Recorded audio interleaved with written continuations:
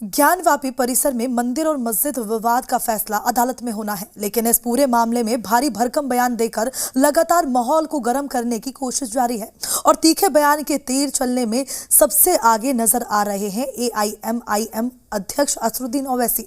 लेकिन अब ओवैसी के इन्हीं तीखे बयानों पर उन्हें मुस्लिमों का सामना करना पड़ रहा है। ताजमहल के नीचे क्या मिलेगा आपको? नहीं, हम खोद के देखेंगे क्या मिलेगा। तो क्या मैं भी खड़े होकर कह दूं कि देश के प्रधानमंत्री मोदी जिस घर में रहे थे उसके नीचे भी मस्जिद है, खोदी जाए।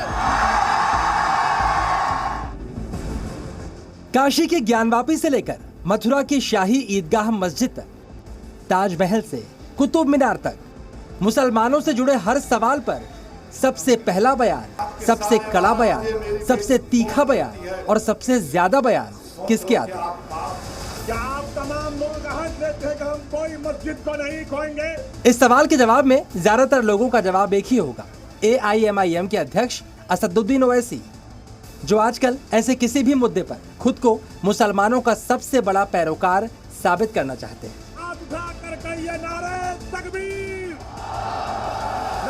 ओवैसी के निशाने पर मोदी सरकार रहती है, BJP रहती है, राष्ट्रीय स्वयंसेवक संघ रहता है। इसके अलावा मुस्लिम वोट बैंक की राजनीति करने वाले दलों पर भी ओवैसी अटैक करते हैं। आजकल ज्ञानवापी का मुद्दा गर्म है और ओवैसी इसी मुद्दे को और गर्म करते हुए BJP पर निशाना साधते साधते मुगल बादशाहों की बीवियों तक पहुंच गए। आप ले जाकर मुगलों से मिलाते हैं। अरे मुगलों से हमारा रिश्ता नहीं था। वो मुगल जितने बादशाह थे उनकी बीवियां कौन थी? किससे शादी की थी उन्होंने? क्या उसका जिम्मेदार आप मुझे बनाएंगे? आप जाके पूछो औरंगजेब से, मुझे क्या करना है? ओवैसी ने जिस जलसे में ये बयान दिया, वहां पर तो उनकी बात पर खूब शोर मचा, खूब तालियां भी बजी, लेकिन ओवैसी का ये बयान कई मुसलमानों को चुभ भी गया है। सवाल मुगलों की नस्ल पर उठा तो कई मौलानाओं की नजर ओवैसी पर टेढ़ी हो गई। एक नहीं, दो नहीं, देश भर से कई मौलाना ओवैसी के इस बयान पर खफा है। सबसे पहले दरगाह आला हजरत के प्रवक्ता मौलाना शहाबुद्दीन रिजवी का बयान सुनिए। किस तरह ओवैसी के बयान को दरगाह आला हजरत की तरफ से खारिज किया जा रहा है।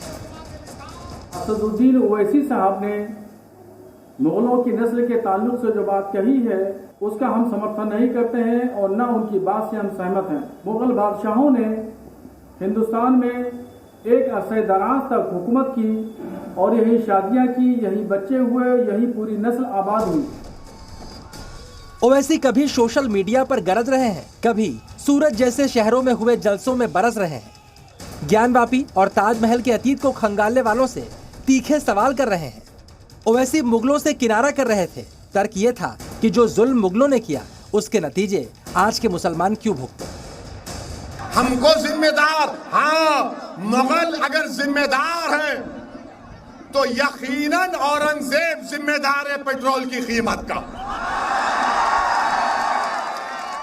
अकबर जिम्मेदार है बेरोजगारी का और शाहजहां जिम्मेदार है कीमतों में जो इजाफा हो रहा है। लेकिन मौलानाओं को ओवैसी की नियत ही ठीक नहीं लग रही।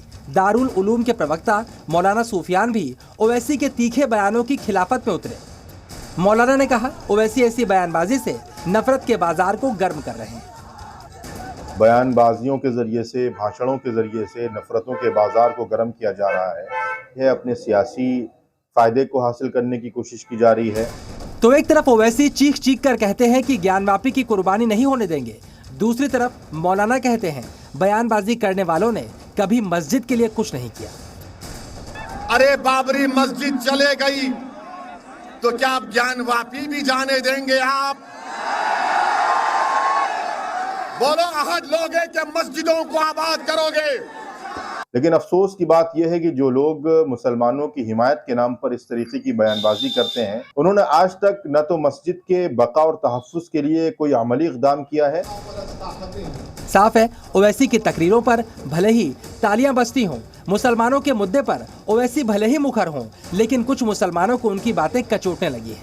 मुसलमान सिर्फ घर में मुसलमान रहे, जब घर के बाहर रहे निकले तो मुसलमान ना रहे। ये ओवैसी एक मुसलमान है, लेकिन मुसलमानों के प्रतिनिधि नहीं है, मुसलमानों के नुमाइंदे नहीं है। वो उनकी राय को हमारे ऊपर जो है वो थोप दिया जाए, ये हम किसी तरह से जो है वो गवारा नहीं करते। अब सवाल उठता है, आखिरकार मौलाना और मुस्लिम धर्मगुरुओं ने ओवैसी के खिलाफ क्यों मोर्चा खोला? ओवैसी की नीयत पर मौलानाओं को शक क्यों है? इसे समझने के लिए पहले ओवैसी के इस बयान को सुनिए।